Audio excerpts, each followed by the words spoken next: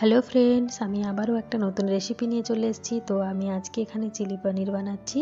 তো দেখে নিই চিলি পনিরের জন্য আমি এখানে কী নিয়েছি।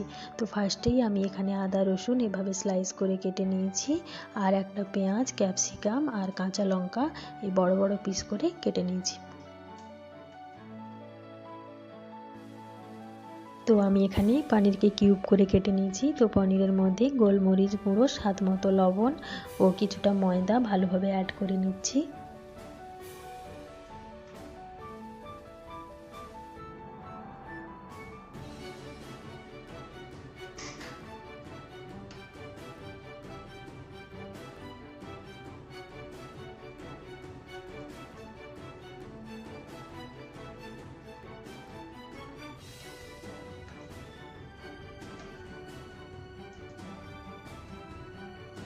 আমি এখানে 2 টেবিল স্পুন পরিমাণ কর্নফ্লোর নিয়ে নিয়েছি। তো কর্নফ্লোরের মধ্যে আমি করিয়েন্ডার পাউডার ও অল্প জল অ্যাড করে ভালো করে একটা মিক্সচার বানিয়ে নেব। তবে মিক্সচারটা খুব একটা ঠিক করব না।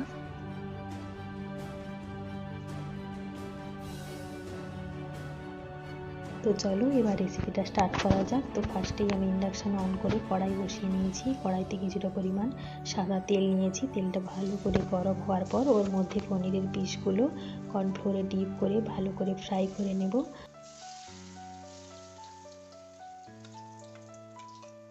আমি এখানে একসাথে সমস্ত পনিরের পিসগুলো অ্যাড করছি আর লালচে করে ফ্রাই করে নেব।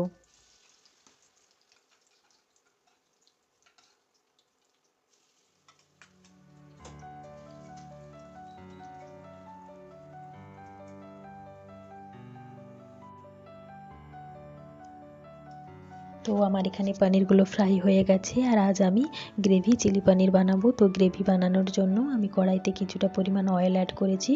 তো অয়েলটা গরম হবার পর আমি এর মধ্যে কেটে রাখা আদা রসুনগুলো অ্যাড করছি, আর ফোড়ন হিসাবে আমি এখানে গোটা জিরে ইউজ করছি।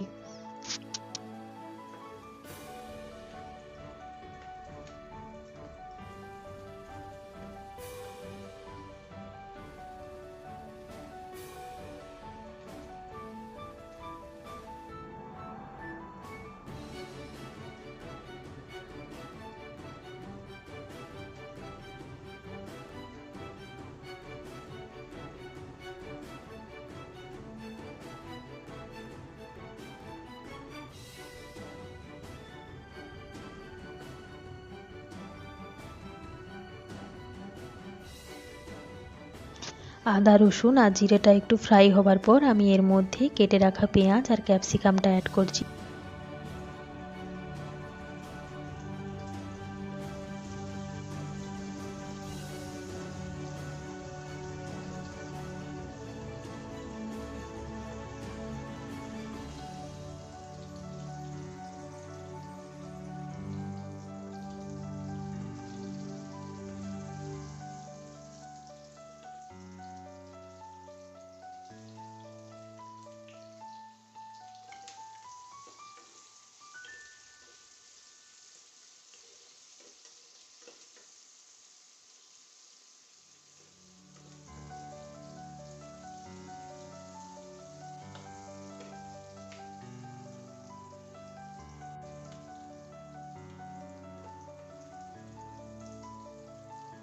ক্যাপসিকাম আর পেঁয়াজটা অল্প ফ্রাই হবার পর আমি এর মধ্যে একে একে স্বাদ মতো লবণ, লঙ্কা গুঁড়ো, হলুদ গুঁড়ো ও ধনে গুঁড়ো অ্যাড করে ভালো করে নাড়াচাড়া করে নেব।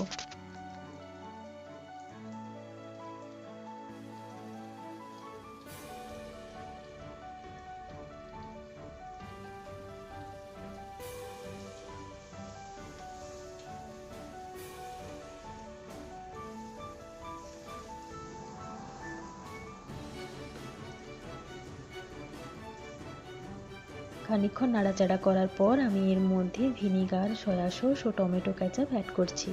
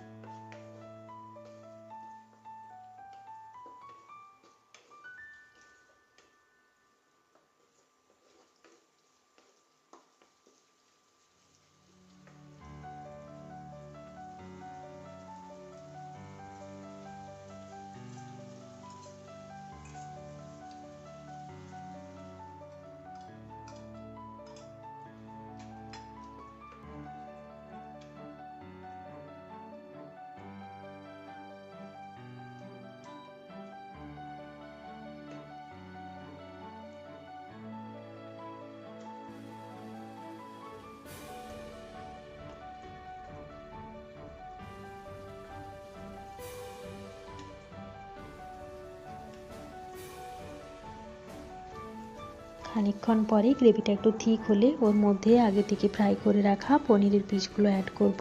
পনিরের পিসগুলো অ্যাড করে ভালো করে নাড়াচাড়া করে 1-2 মিনিটের জন্য ঢাকনা দিয়ে রেখে দেবো, যাতে পনিরগুলো একটু সফট হয়ে যায়।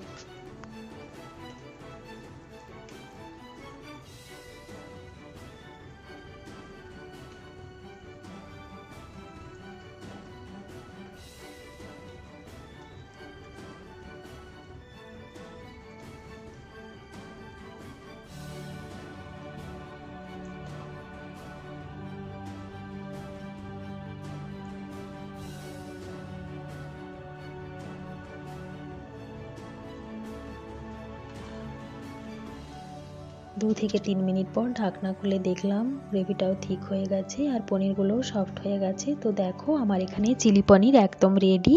তো তোমরা চাইলে এভাবে খুব অল্প সময়ে বাড়িতে চিলি পনির বানিয়ে নিতে পারো। তো প্লিজ তোমরা একবার ট্রাই করো, আর কেমন হয়েছিল প্লিজ আমাকে কমেন্ট করে জানিও। এই রেসিপিটি যদি তোমাদের ভালো লেগে থাকে তাহলে প্লিজ লাইক করো, কমেন্ট করো আর আমার চ্যানেলটা সাবস্ক্রাইব করে দিও। আবারও একটা নতুন ভিডিও নিয়ে তোমাদের সামনে হাজির হব, ততক্ষণের জন্য টাটা।